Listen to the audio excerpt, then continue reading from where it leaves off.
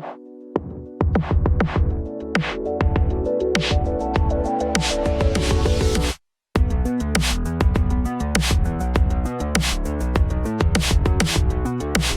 like, do you ever reach a point where it's like, I like all these characters so much, I want to save the bad guys, but I need them to be designated assholes for the story to work.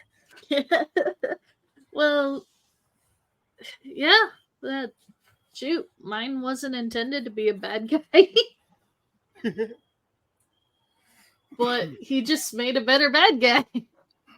It's just how the story ended up coming together. But I'm also a firm believer is sometimes you just need a bad guy to have a bad guy. I agree. Sometimes that's exactly what your story needs. Yeah. Speaking of, well, maybe not bad guys, but messed up guys, kind of antagonistic, I do want to discuss the whole Isom graveyard issue. That it's a very weird escalation of the whole, for lack of better words, culture. Well, it is kind of it is a war. I hate to say it, not a rockets and bombs one, but it's a Cold War. Yeah. What happened, for those who don't know, is, as you know, Eric July has the Rippaverse. His main character right now, Isom. Well, he kind of got into a trademark issue. I mean, that's a whole nother ball game. But what happened is he ended up saying where he got the name and everything, why. It was after his, I think, great-great-great-great-grandfather. He named the character. That's the one he named after. He named Isom character for, so it's not just a random fucking family member either. Grave. Yeah, well, I mean, there's a whole. We can have a whole 20-minute conversation just on the name, but the subject of this conversation is when he announced that. I understand some people get heated or zealous, and they like to own the other side for whatever that means. But some dude did some Batman style levels of research to figure out where this grave was, went there wearing a mask to conceal his identity, put stuff on the grave, had his picture taken, and put it on the internet to screw with him. That is so freaking disturbing. That, I mean, if you don't like his comics, don't buy them. But are you going to dislike a comic so much that you're going to hunt down this dude's ancestor's grave just to mess with his head? I mean, and in the video where he addressed it, he even said this guy's probably sitting there just, this is funny, and when it's not. And he might have a point. This guy might be so out of touch, he thinks it's just all a gag, not realizing just how off the rails that is. To go mess with an ancestor's grave just because you don't like somebody. Can't you need to find out who that dude is? Can you get arrested for desecrating your grave? Read out. Yeah, thankfully it doesn't look like he did any actual damage to the grave. It depends on laws in the area. It depends on how that cemetery is operated. Somebody had gone in and knocked a headstone down, then that's a different story. Yeah, no, he put a couple items in front of it, got his picture taken with it, and then I don't think he did any damage or anything. But I mean, this was still in a sense of desecration because he was doing it to screw with somebody, and I wonder if he even realizes how messed up that is.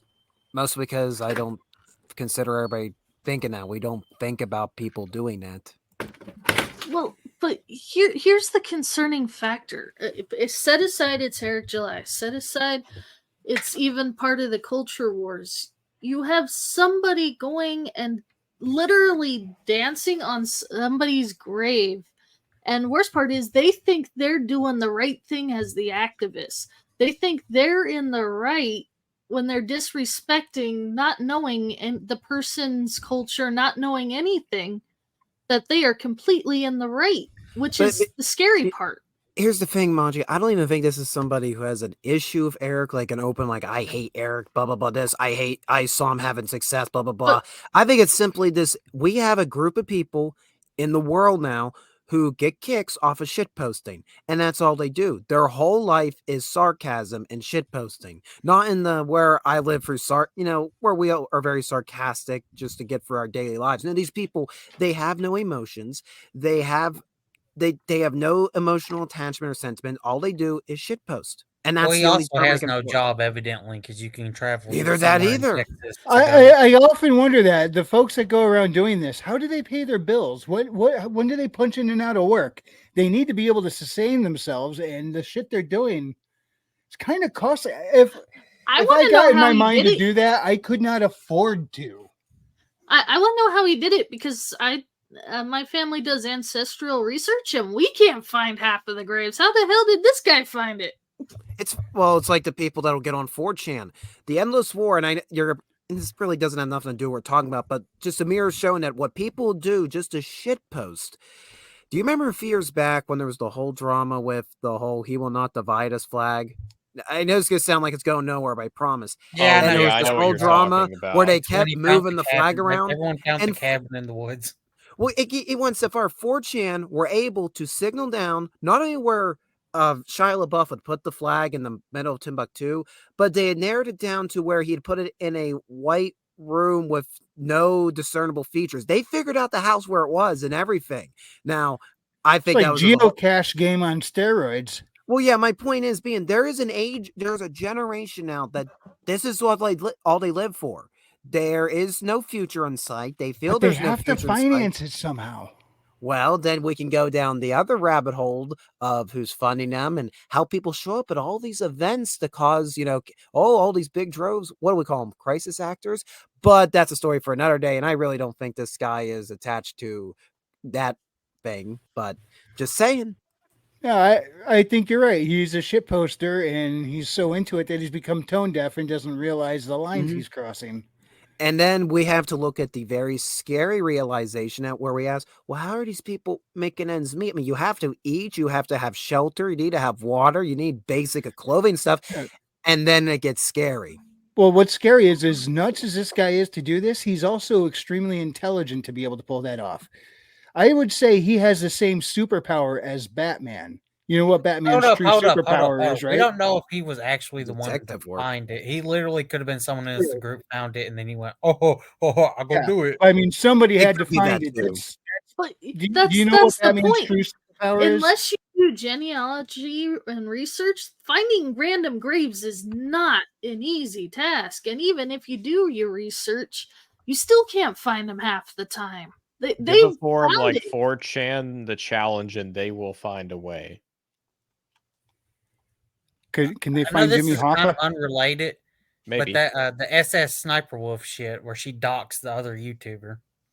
I heard about that. I tried to listen to it, and I was so bored. It was like, this just sounds like YouTube drama. Goodbye. Well, I mean, I was listening to Metatron talk about it, and so I know it's important. I watched Metatron's talking about it, but actually kind of serious because she took a picture of his house, and well, the whole drama, like the Shia LaBeouf stuff. Yeah. All it takes is a fucking picture, and people can find out exactly where you live.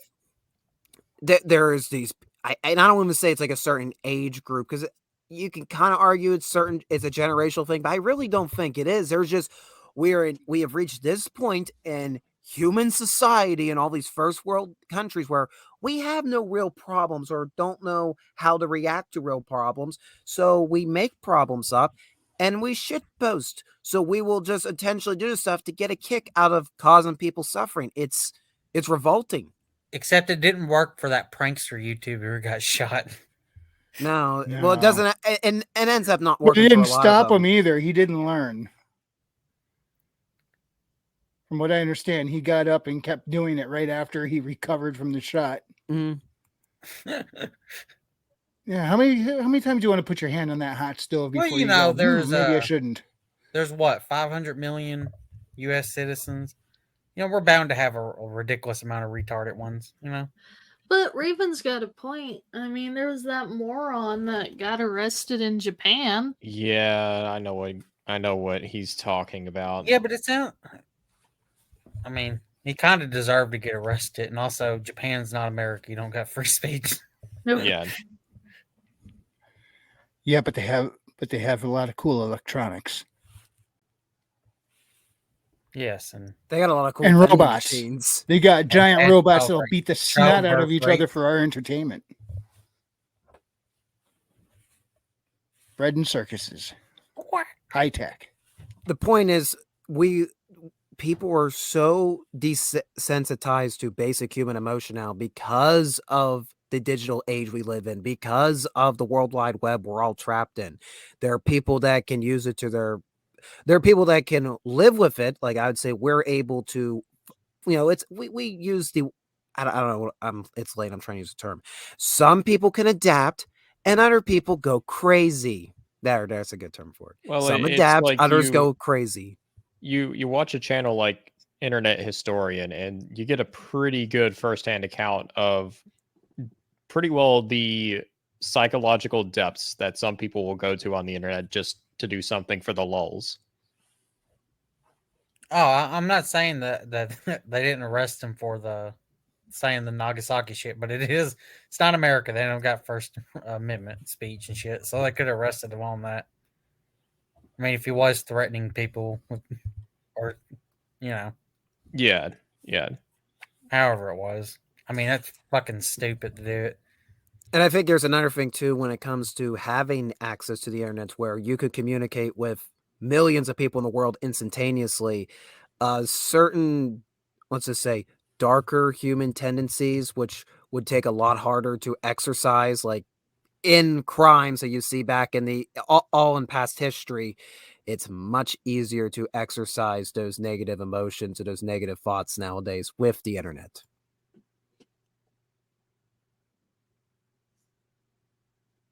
True.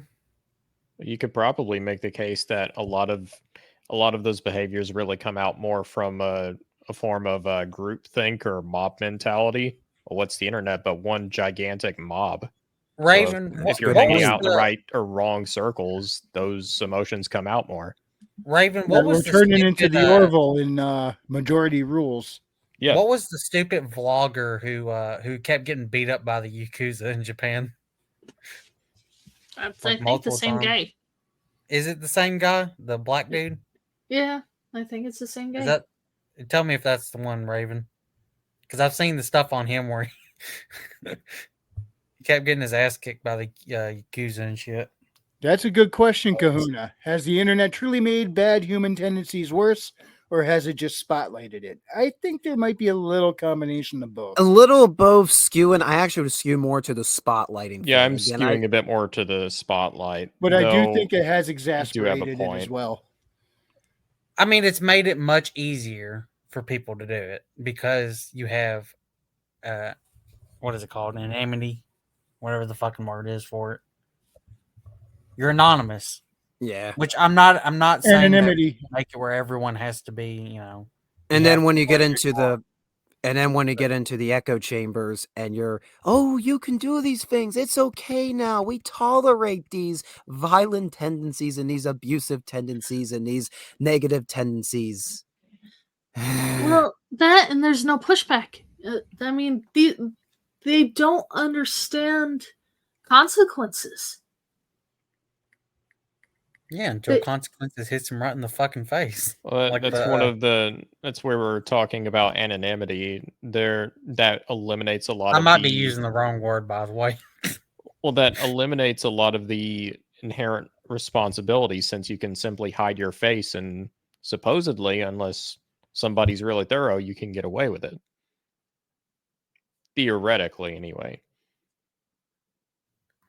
Well, I mean, the dude who done the grave stuff, I mean, unless they can somehow get his account shit, the police, if he's committed a crime. I don't know if he's committed a crime. I don't know if that's considered. It's debatable whether he's actually committed a crime or not.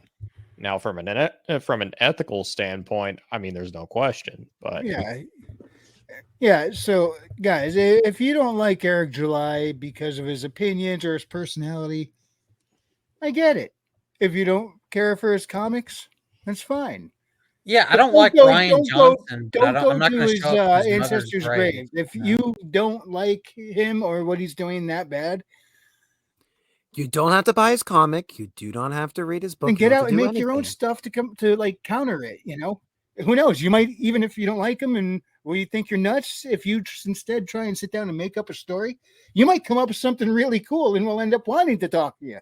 I mean, you don't have to go hang out in someone's grave and just be gross and weird. I mean, when I first heard about this, my stomach turned. I'm like, what is wrong with these folks? It really feels like they're human Twitter, beings. They should not be acting like this. It really feels like the Twitter grifter mentality just seeping through into the real world. Bleeding into reality, yeah. Yeah, and it does every here and there in major instances, but this is one of them. Are they actually human beings if they're past the point of so numb they can't even respect people? No, they're still human beings. Still human. It's just they're heavily diluted. Very out of touch, tone deaf, numb, I would say. Numb. They are totally numb. Now, how do you get them out of that? Well, hold up. I wouldn't say numb. I just say they have some of the worst social skills out there. Well, so do I, and I don't do shit like that. Hold up. I said the worst social skills. You don't have the worst. I'm sorry. You just have the weirdest. Yeah.